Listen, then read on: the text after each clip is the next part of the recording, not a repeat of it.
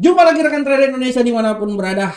Kembali lagi bersama saya, Maurits, di acara yang sangat menarik buat kita semuanya. Acara Kupas Tuntas Gol. Oke rekan trader semuanya, di acara yang sangat luar biasa ini kembali lagi kita akan mengulas lagi tentang gol setelah tadi di sesi pagi hari, sesi Asia kita sempat masuk, kita mengulas tentang pergerakan gol masuk di pasar Eropa pun juga. Ya, antara Asia dengan Eropa kita mengulas bagaimana pergerakan gold itu terjadi, dan sempat waktu masuk di pasar Eropa saya sudah memberikan sedikit analisa tentang bagaimana pergerakan gold ke depan. Ya, oleh karena itu rekan trader sekarang kita akan coba lagi membahas bagaimana pergerakan gold sampai menuju ke akhir trading kita pada hari ini, yang minimal masuk di pasar Amerika lah. Oke. Tanpa membuang waktu lama lagi rekan trader, kita bisa lihat di platform di sini bagaimanakah pola pergerakan gold saat ini. Kita bisa lihat di sini rekan trader bahwa setelah saya bilang bahwa gold ini dia akan sedikit mengalami pergerakan tendensi yang benar-benar wait and see, karena setelah saya bilang bahwa akan menunggu sampai data PDB yang akan dikeluarkan pada hari Kamis nanti. Oleh karena itu pasar benar-benar berfluktuasi. Dan kalau kita lihat semua ini, gold ini sangat berpengaruh dari bagaimana pergerakan yang terjadi pada dolar Amerika pada saat ini. Di pagi hari pasar Asia dolar Amerika sempat menguat, tapi menjelang masuk di pasar Eropa dia mengalami pelemahan setelah news yang tadi baru saja terjadi. Ya rekan trader, ya kita lihat news dari Jerman kalau nggak salah ya, kalender ekonomi kita dari Jerman barusan ya. Nah ya, dari iklim usaha Jerman ini yang benar-benar membuat bagaimana jatuh bangun yang sedang terjadi. Rekan trader lihat ya, dia sempat tadi naik di posisi tertinggi setelah news keluar pada 15.00 waktu Indonesia bagian barat, bagaimana dia turun. Dan sekarang dia sedang mengalami koreksi. Ini buat indeks dolar Amerika. Begitupun juga buat gold rekan trader. Rekan trader bisa lihat tadinya gold ini dia lagi menurun ya, dan dia sempat turun di 1975. Sekarang dia membalik arah lagi mengalami penguatan seiring dengan ya positif yang terdapat ya dari berita tersebut, membuat penekanan terhadap dolar Amerika. Dan kita lihat bahwa dia sempat naik ya. Dia sempat naik di posisi 1987. Setelah itu dia berkoreksi.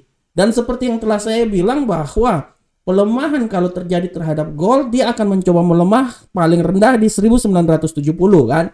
Tapi kalau terjadi penguatan, kembali lagi saya bilang bahwa dia akan mencoba keluar dulu melewati level 1984, dan sekarang kan terjadi. Akan trader lihat. Setelah dia masuk di 1984 seperti yang rekan trader lihat sekarang ini, apakah yang terjadi rekan trader? Sudah sangat jelas ini rekan trader bisa lihat bahwa pola pergerakan dia itu dia sekarang sedang mengalami konsolidasi. Dia sedang mengalami konsolidasi, dan kita lihat seberapa besar konsolidasi yang terjadi. 1984 ya. Oleh karena itu sekali lagi saya bilang bahwa masih akan ada waktu sampai masuk di pasar Amerika ya. Dengan kondisi seperti kayak gini saya bisa bilang bahwa gold yang tadinya di pasar Asia dia menguat, masuk di pasar Eropa dia sedikit stagnan melihat pergerakannya. Saya bisa bilang bahwa dengan adanya news yang dikeluarkan ini bisa memacu bahwa gold ini dia bisa naik minimal ya. Minimal ini dia bisa naik sampai di level sini rekan trader. Ya. 1988 itu masih bisa rekan trader menurut saya. Dia masih bisa naik sampai ke 1988. Bisa. Dan tidak tertutup kemungkinan pun juga kalau dia masih naik terus rekan trader, dia itu akan bisa naik sampai di seputaran sini malahan kalau menurut saya ya. Nah, 1994 malahan menurut saya masih bisa. 1994 ya menurut saya. Tapi kalau menurut saya kalau nanti terjadi kenaikan ya, kenaikan dia yang paling masuk dalam logika itu adalah dia akan mencoba naik sampai di level 1988 dulu ya. Nah, tendensi kenaikan itu masih bisa. Kita jangan berpikir bahwa dia akan naik sampai di level tertinggi sini ya. Kita jangan ya rekan trader ya. Masih jauh. Belanda masih jauh ya. Belanda masih jauh. 1994 masih jauh. Tapi kita ambil logika bahwa 1988 masih bisa. Tapi kita juga harus kita harus juga melihat situasi di mana perubahan dan pembalikan arah bisa saja terjadi. Dan kalau pembalikan arah terjadi, saya bisa bilang bahwa pelemahan itu akan mencoba masuk sampai di 1978. Nah, ini adalah titik-titik pelemahan yang terjadi rekan trader ya. Ini adalah titik-titik pelemahan yang terjadi. Oh, sorry. Ini adalah titik-titik pelemahan yang terjadi terhadap gold. Ya, kalau dia turun, saya beranalisa bahwa dia akan turun sampai di level sini dulu nih. Nah, ini dia ya. Dia akan mencoba sampai di level sini. Oke, ya.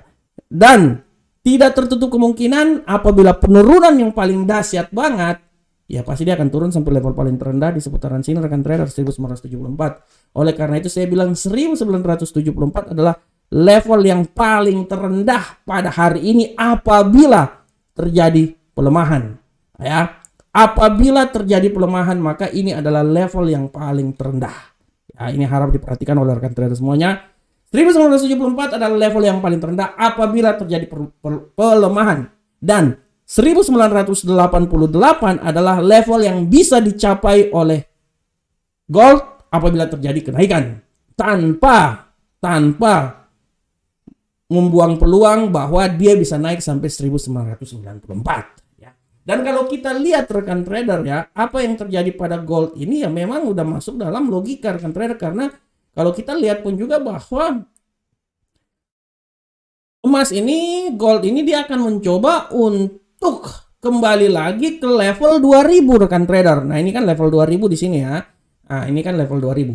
Dia akan mencoba kembali lagi ke level 2000 rekan trader setelah kemarin-kemarin ya.